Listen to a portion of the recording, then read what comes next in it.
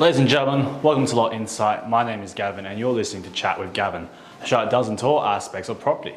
And today we're going to be talking about stamp duty versus land tax and which one will cost you more. So let's dive right in. So the New South Wales government has announced plans to get rid of stamp duty for first home buyers, offering buyers to pay annual land tax payment in its place. The new plan would be effective from January 16th of next year, which means first home buyers in New South Wales will have a choice of paying the regular lump stamp duty or stamp duty payment or the annual payment on properties valued at 1.5 million. The property tax will only be payable by first home buyers who choose it and will not apply to subsequent purchases of a property. So how much is annual land tax? The annual property tax payments will be based on land value of the purchased property.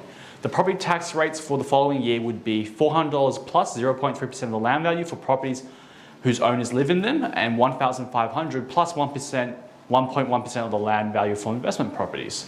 And what about stamp duty? Well, for a household with a median income that saves 15% of their income, stamp duty adds about 2 years to the time required to save up for property.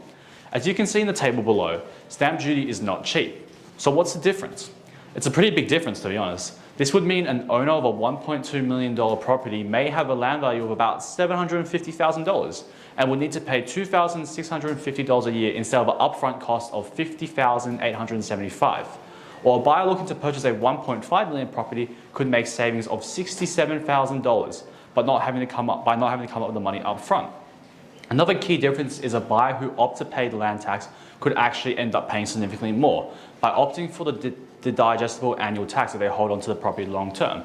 In fact, by around 17 years, a property owner who bought a property for about 1.2 million would have paid the same amount in annual tax as they would have done paying a lump sum stamp duty, meaning anything after 17 years is just an additional cost.